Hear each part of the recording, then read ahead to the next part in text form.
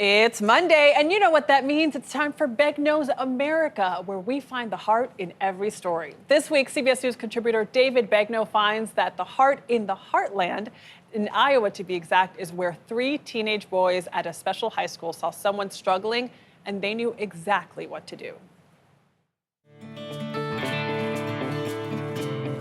Welcome to Ottumwa, Iowa. Population, a little more than 25,000. The Des Moines River runs right through it. So does the constant rumble of the BNSF Railroad. More on that later. The town is well known as the birthplace of actor Tom Arnold. And this being Iowa, it's collected its share of presidential visits over the years, from Benjamin Harrison in the 19th century to Barack Obama in the 21st. Still, Ottumwa seems like an unlikely place to find a superhero. Where was he? Show me where he was. Let alone 3 of them. Did he fall here in the track? Yes, sir.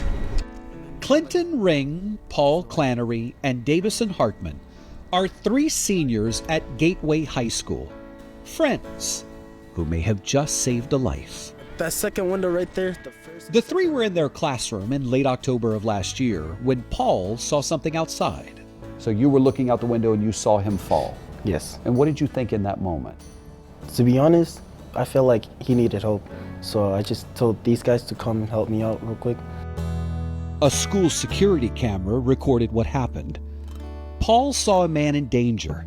He'd fallen on the train tracks that run directly behind the school. He was struggling to get back up. And remember, this is a very active railroad. All we hear is Paul calling our name, like, hey, I see an old man falling. And we're like, what? We went, check it out. We didn't think twice, we just went out and, helped them out. The 3 boys ran out of the school and down to those tracks to help the man who was in trouble. The next thing I know is they come running out of that room past my room. Hey, Mr. E, there's a guy on the railroad tracks. We're gonna go save him. Science teacher Matt Erlinson followed the 3 boys outside to see if he could also help. That's him with 2 service dogs. Kind of by the time I was out there, they were kind of getting to him and helping him up off his feet. And then they started walking him to the bus stop. And that's about 2 blocks away. And I decided to pull out my phone and take a picture. It was these 2 young men on each side of this older gentleman with his arms around them. And it was just a selfless act. They didn't wait and ask for permission. They just said, we're doing this. And here's the thing about those kids and this school. Gateway High School is an alternative high school. A lot of them are attendance issues at the high school or deficient in grades. Aaron Ruff is the school's principal. Some have some behavior issues, and some choose to come here just to be at a smaller setting. We really pride ourselves on not defining kids at their worst moment, but at their best. So sometimes young people who come to a school like this are thought to be trouble. Mm-hmm. Yeah. And then you do something like this, and what do you think that proves to those people? Prove them wrong. Davison? Proves that we're better. Proves that you're better. Yeah. Better than people thought. Yeah. As for that man who they saved that day, they never saw him again. He thanked them for their help and disappeared from their lives just as suddenly as he had entered. Have you wondered how he's doing since then? Have you thought about him since then? Yeah, most definitely. What do you think the takeaway should be for people across the country who may see this story and see 3 boys, friends, classmates, who helped a stranger? Be righteous for the people around you.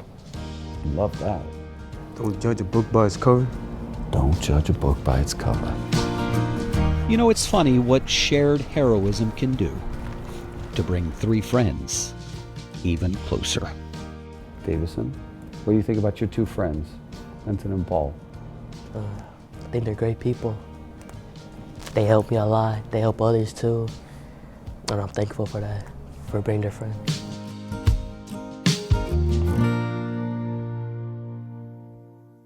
these are the kinds of stories we need to see. The kinds of stories that bring us together as Americans, highlighting ordinary people doing extraordinary things. You know, people often ask me, David, where do you get your stories from?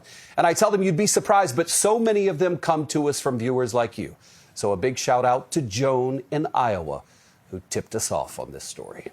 Oh, thank you, Joan. It was so great. Be righteous for the people around you, like Paul said. That was so wonderful, David. Thanks so much. Thank you, David.